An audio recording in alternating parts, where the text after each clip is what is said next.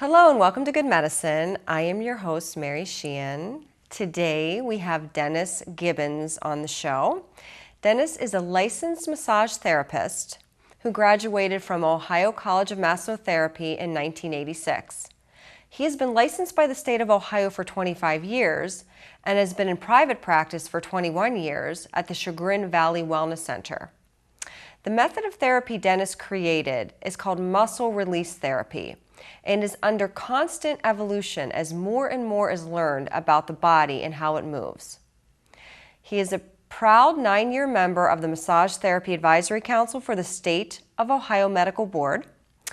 Dennis is a subject matter expert for the Federation of State Massage Therapy and a textbook reviewer for Lippincott, Williams, and Wilkins. He is a devoted husband for 40 years to Margaret, loving father of 3, and blessed grandfather of 4.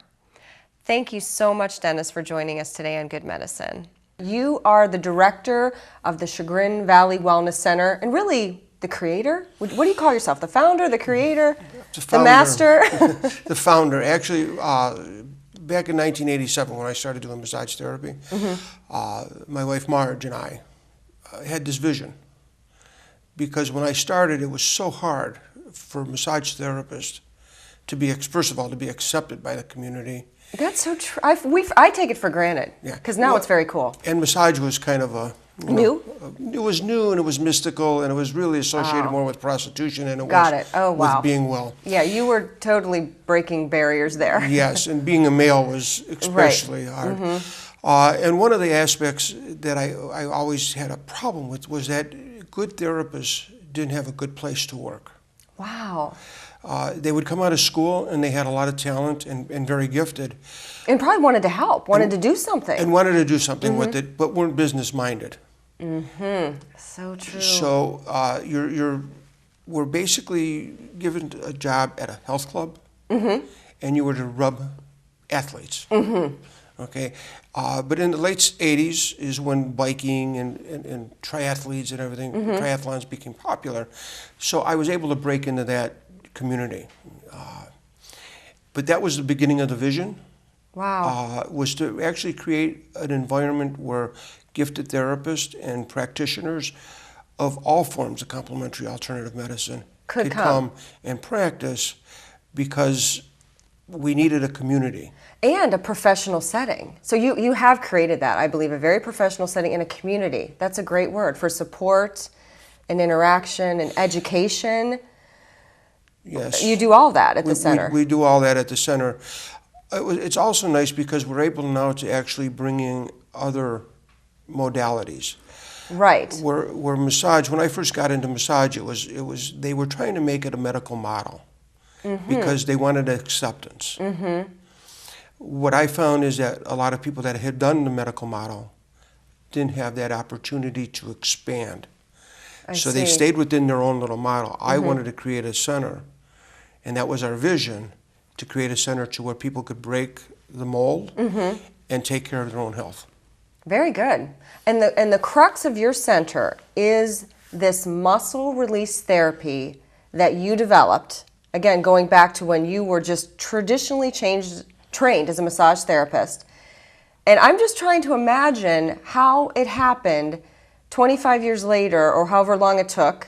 You have developed this process of muscle release therapy, which is really the hallmark, the core of the business at Chagrin Valley Wellness Center. So tell us a little bit about what muscle release therapy is and how it came to be, because you've really created it. Muscle release therapy, and here again, our little toy. I love that thing. This is what they call a tensegrity model, and a tensegrity model basically states is that as long as you have even tension, you will maintain integrity. Okay. So what muscle release therapy does is it focuses on the integrity of the skeleton, because that's the mover. That's what moves us. The bones do move us. What the muscles do is direct the movement and become an accessory to the movement. What happens is people, once they become out of balance, if their pelvis becomes rotated, it not only affects the area it's rotating, but it creates an abnormal tension on the opposite side.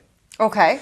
So what muscle release therapy evolved into is finding the abnormalities in the tension, balancing that tension, and then bringing a normal tension to the body.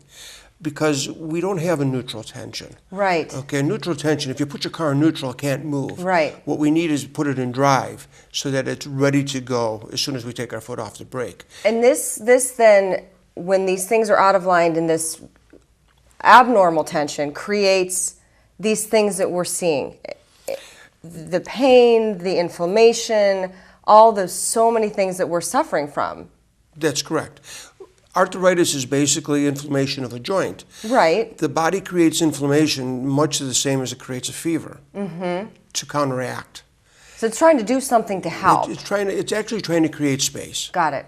Okay, because there's a compression. And in order to move correctly within the confines of gravity, we're trying to create space. And that's what inflammation does. And that's what this tensegrity model has provided me with the basis of trying to understand where are your abnormal tensions. Let's find out what's causing the abnormal tensions, correct that, and then we can bring the skeleton back into a normal posture. And then are you saying then the things, the itises of the world, the body then stops that, wanting to correct it, wanting to create the inflammation, thus the pain would go away. Right. So it's really getting at something deeper as opposed to putting a non-steroidal anti-inflammatory medicine on it, like the ibuprofens, the naproxens, Mobic, and stopping it at that level. You're really coming at it at a deeper level. At a deeper level. What we're trying to do is find the problem. It would be like if your car stopped going. You know, you would, do I have enough gas? Do I have gas? Right. If my car doesn't start, is it the battery? A lot of times we're just, you know, in our society, we try to get a quick fix.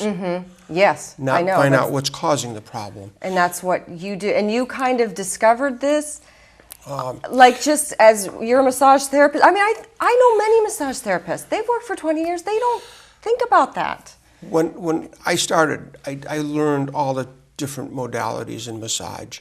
I read all the authors. I read all the the experts. And what they've done is they've done a great job of creating a model. But there was components missing. And the major component that I learned that was missing was the body and movement. Okay, so I studied the movement aspects, the Feldenkrais, the Alexander, Yes, and those are very Traeger, interesting. and those. Yeah. But I found out that a lot of times, for whatever reason, they never combine the two. So they combine therapy. So when you're on my table, I can make you feel good. The problem is you had to get off the table and you had to walk out to the parking lot. Right. So what would the behavior patterns that developed from the injuries that you sustained came back. Came back. So over the years, and that's when, and I know everybody likes my Rudolf Nureyev story. When I worked on Rudolf Nureyev, one thing that I really took from what he taught me is I asked him once, what makes you such a great dancer? Why do people from all over the world come to see you dance? That's such a good question. And he looked at me, and he thought about it, and he says, I learned to dance to the energy of the audience. Wow.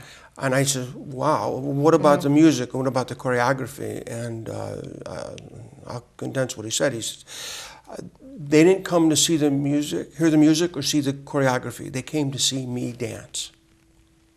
The music and the choreography are nice background proliferations. And what I took from that is that what we do is that when you come in, Mary, what's your problem today? My back hurts. I treat back pain. I don't treat Mary. Right. So I started I was treating the music and the choreography separately. Oh my God. So when I learned to dance to your energy, to Mary's energy, I was able to say, okay, this is great. Now we'll combine the choreography and the music, and we'll give the people a good show. Wow. That's okay. So then to segue into exactly what this session looks like, because I've had chiropractic adjustments, I've had osteopathic adjustments, and I've also been adjusted by you, and we'll see some footage of that, or had some therapy like that. And it is so different because I think you describe it so well when you say you get the brain to go along with the realignment. it's not a forceful thing. You're not taking like a chiropractic adjustment and kind of giving it a little tweak or a push, which is great and I'm sure useful. But I was amazed at how you got the body to just kind of go where it was going to go without resistance. How did you do that? How do you do that? Well, the premise of it is that what we do is we get a back feed into the neurological system. Okay. So I find the abnormalities in your muscle tissue because I can palpate that. Yes. And then what we do is we position, we find the direction that it stopped moving in. Muscles either shorten or lengthen. And contrary to a lot of popular belief, muscles don't stretch. The connective tissue that surrounds the muscle is what stretches. Oh, that's a good thing for people to know. Mm-hmm. So what we do is, if we find, did the muscle shorten and stop, or was it in the process of lengthening and stopping? And you can tell that. So what you do is all you do is palpate the muscle, Uh-huh. and you find it's simple as that, and you find the direction of ease because it's only going to move in the direction that it needs to go in. If it's going to move in the opposite direction, it would cause trauma and further injury. So what I do is we find the process where it wants to go. We start that process. We assist the body in that process. And then we allow that sensory neuron to go back to the brain. But the body only knows one way of moving. So what it needs to do is it needs to realign the joints that are associated with that muscle, and that's the ligaments. The ligaments then, once they position, send a message back to the brain to allow the motor neuron to move the tendon. The tendon then sends the muscle back, a message back to the brain. That neuron comes back and tells the muscle, okay, this is what you need to do. So by allowing your brain to reset, puts you back, not where I believe Mary belongs, but where Mary's brain wants to be. And that creates that normal tension. That allows the body to go back into this biotensegrity model. And it might not be perfect at first because what the body does is it has to find a normalcy where a lot of the information it needed to create the itises and whatever else was going on in the body, the pain receptors, it needs to adjust that.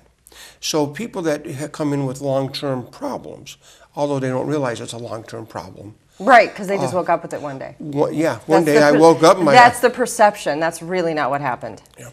So what we do then is we move through that process. And that's where the whole process, that's where my journey to wellness takes place. Got it. Well, let's take a quick peek, maybe not a quick peek, of Dennis in action while I was out at the Chagrin Valley Wellness Center.